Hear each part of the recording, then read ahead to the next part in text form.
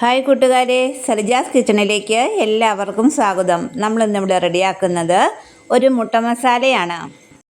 നമ്മുടെ ഈ മുട്ട മസാല ഉണ്ടാക്കുന്നതിനായി 6 മുട്ട ഇവിടെ പുഴുങ്ങിയെടുത്ത് വെച്ചിട്ടുണ്ട്. ഇങ്ങനെ വട്ടത്തിൽ വരഞ്ഞെടുക്കണം.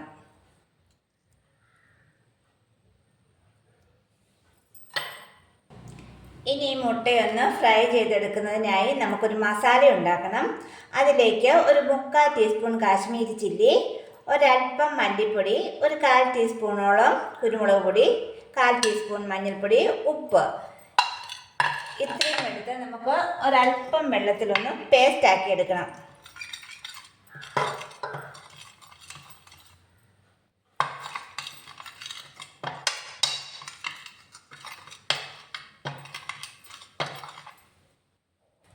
നമ്മളിവിടെ മസാലപ്പൊടികൾ ചാലിച്ചെടുത്തു. ഇനി ഈ മുട്ട ഓരോന്നും ഇതിലേക്കൊന്ന് തേച്ച് പിടിപ്പിക്കാം. നമ്മളിവിടെ മുട്ടയെല്ലാം മസാല തിരുമ്മി എടുത്തിട്ടുണ്ട്. ഇനി ഇതൊന്ന് ഫ്രൈ ചെയ്തെടുക്കാം. നമ്മളിവിടെ ഒരു പാൻ വെച്ച് അതിലേക്ക് ഒരൽപ്പം വെളിച്ചെണ്ണ ഒഴിച്ചു കൊടുത്തിട്ടുണ്ട്. എണ്ണ ചൂടായി വരുമ്പോൾ ഈ മുട്ട ഓരോന്നും ചേർത്ത് കൊടുക്കാം.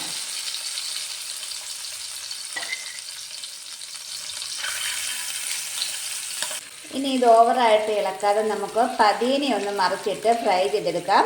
അല്ലെങ്കിൽ നമ്മൾ തേച്ച് പിടിപ്പിച്ചിരിക്കുന്ന മസാലയെല്ലാം ഇളകിപ്പോവും. ഇടയ്ക്ക് ഇങ്ങനെ ഒന്ന് ചുറ്റിച്ചു കൊടുത്താൽ മതി.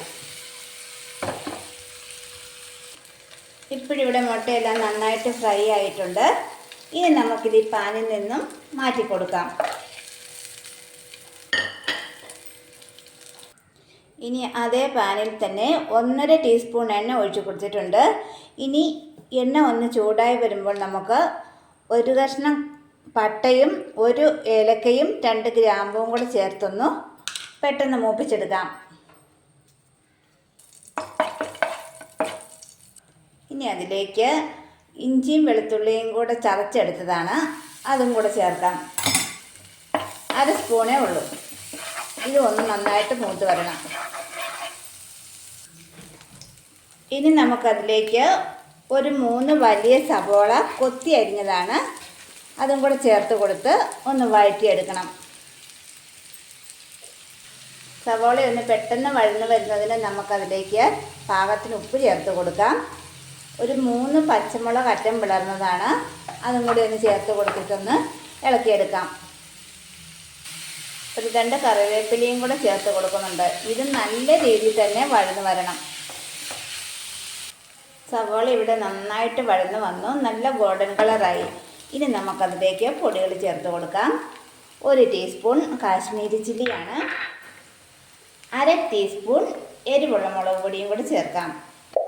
ഇനി ഇതിലേക്ക് മല്ലിപ്പൊടി ചേർത്ത് കൊടുക്കാം. മല്ലിപ്പൊടി ഈ കറിക്ക് കുറച്ച് മതി, 1/2 ടീസ്പൂൺ മതിയാവും. ഒരു 1/4 ടീസ്പൂൺ മഞ്ഞൾപ്പൊടി. ഇനി നമുക്ക് അല്പം ഗരം മസാല പൊടിച്ചത് ചേർത്ത് കൊടുക്കാം. ഇനി ഇതെല്ലാം കൂടി ഒന്ന് പൊടികളുടെ പച്ചമണം മാറുന്നിടം വരെ വഴറ്റിയെടുക്കാം. പൊടികളുടെ പച്ചമണം മാറി വന്നു. ഇനി നമുക്കിതിലേക്ക് ചേർത്ത് കൊടുക്കേണ്ടത് കശുവണ്ടി അരച്ചതാണ്. നമ്മളൊരു 8-10 കശുവണ്ടി ചൂടുവെള്ളത്തിൽ ഒരു അരമണിക്കൂർ കുതിർത്തതിന് ശേഷം അരച്ചെടുത്തതാണ്. ഇതാണ് ഈ കറിക്കൊരു പ്രത്യേക ടേസ്റ്റ് കൊടുക്കുന്നത്. ഇനി ഇതൊന്ന് നന്നായിട്ട് വരട്ടിയെടുക്കാം. ഇനി നമുക്ക് മിക്സിയുടെ കപ്പ് ഒന്ന് കഴുകിയതാണ്, 1/2 ഗ്ലാസ് വെള്ളവും കൂടെ ചേർത്ത് കൊടുക്കാം. ഇനി തീ കൂട്ടി വെച്ച് ഇതൊന്ന് തിളപ്പിച്ചെടുക്കാം. ഇനി ടേസ്റ്റ് ഒന്ന് ബാലൻസ് ചെയ്യുന്നതിനായി 1/2 ടീസ്പൂൺ പഞ്ചസാരയും കൂടെ ചേർത്ത് കൊടുക്കാം. ഇനി നമുക്ക് റെഡിയാക്കി വെച്ചിരിക്കുന്ന മുട്ട ചേർത്ത് കൊടുത്ത് എല്ലാം കൂടി ഒന്ന് നന്നായിട്ട് മിക്സ് ചെയ്യാം. ഇനി നമുക്ക് അവസാനമായി ഒരു 1/2 ടീസ്പൂൺ നെയ്യും കൂടെ ചേർത്ത് കൊടുക്കാം. ഇത് നിർബന്ധമില്ല, ഇതിൻ്റെ ഫ്ലേവർ ഇഷ്ടമുള്ളവർ മാത്രം ചേർത്താൽ മതി. ഈ നെയ്യും കൂടെ ചേർത്ത് കഴിഞ്ഞാൽ ഈ കറിക്ക് പ്രത്യേക ഒരു സ്മെല്ലുണ്ടാവും. അപ്പോൾ താല്പര്യമുള്ളവർ ചേർക്കുക.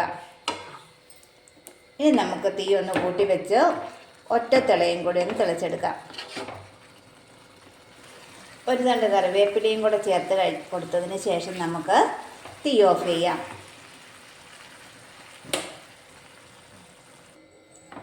നമ്മുടെ ഈ അടിപൊളി മുട്ടക്കറി ഇവിടെ റെഡിയായിട്ടുണ്ട്. അപ്പം വീഡിയോ ഇഷ്ടമായാൽ എല്ലാ കൂട്ടുകാരും ലൈക്ക് ചെയ്യാനും ഷെയർ ചെയ്യാനും സബ്സ്ക്രൈബ് ചെയ്യാനും മറക്കല്ലേ. അടുത്ത വീഡിയോയുമായി നമുക്ക് വീണ്ടും കാണാം. എല്ലാവർക്കും താങ്ക് യു.